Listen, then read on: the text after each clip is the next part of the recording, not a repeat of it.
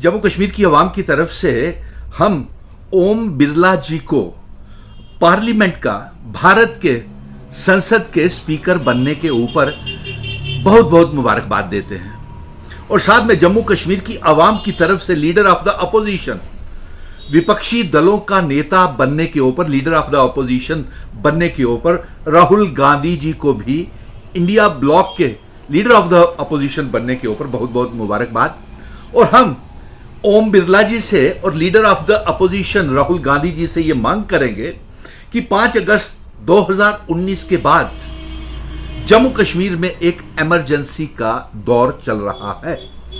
जिसे भारतीय जनता पार्टी मानने के लिए तैयार नहीं है। लेकिन 5 अगस्त 2019 जम्मू कश्मीर के इतिहास में और भारत के इतिहास में एक काला दिन माना जाएगा, ब्लैक डे है, जिस दिन संविधान का, कॉन्स्टिट्यूशन की तौहीन की गई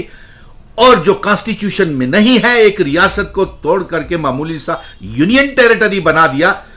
और उसका बंटवारा कर दिया और उसका स्पेशल स्टेटस जो था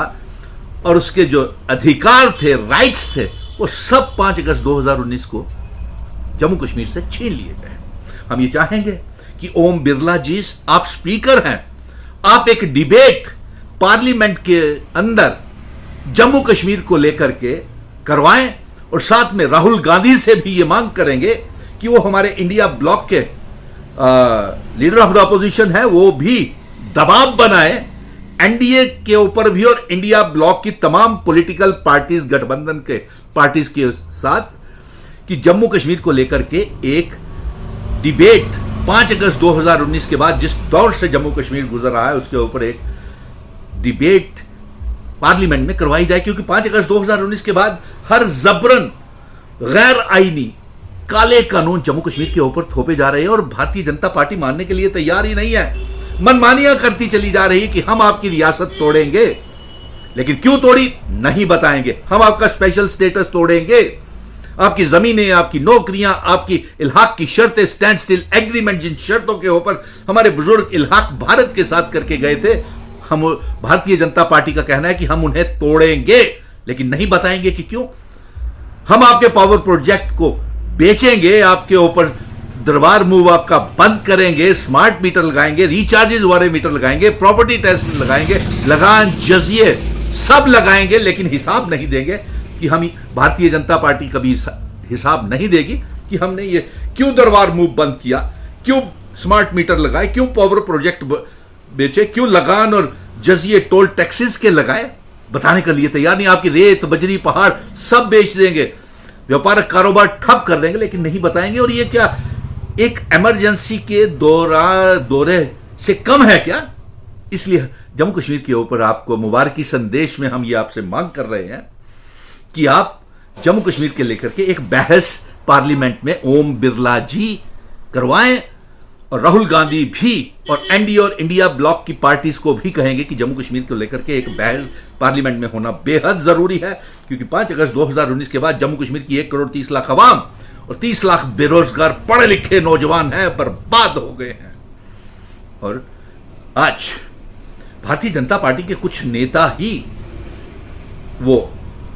national highway authority of India के विरोध में प्रदर्शन कर रहे थे। तो मैं ये कहूंगा कि भारतीय जनता पार्टी ने खुद ही smart meter, prepaid meter, toll plaza, toll taxes और इसके साथ दरबार मूव बंद किया, व्यापारियों को बर्बाद किया। लेकिन तमाम संगठनों से मैं ये अपील करूंगा कि ये जो नेशनल हाईवे अथॉरिटी के खिलाफ जो आंदोलन कर रही है भारतीय जनता पार्टी, और उनका सहयोग करे, चैम्बर ऑफ कॉमर्स उनका सहायता करे, और वेयर हाउस की जो व्यापारिक संगठन है वो चैम्बर ऑफ कॉमर्स के साथ साथ ट्रांसपोर्टर्स और बार एसोसिएशन जम्मू भी वो जो national highway authority of India जो गलत काम वो सिदरा में, कुजवानी में जो फ्लाईओवर बनाने का काम कर रही है उसको रोक लगाए, ताकि व्यापार वहाँ का, ट्रांसपोर्टर्स वहाँ के मॉल्स और वहाँ के कारोबार, व्यापारिक संगठन बर्बाद ना हो। मैं ये अपील करूँगा कि उस फ्लाईओवर के काम को पिलर्स के ऊपर करवाया जाए और इस मामले में पहले तो आप बोले नहीं, दरबार मूव कारोबार ठप हो गए, स्मार्ट मीटर्स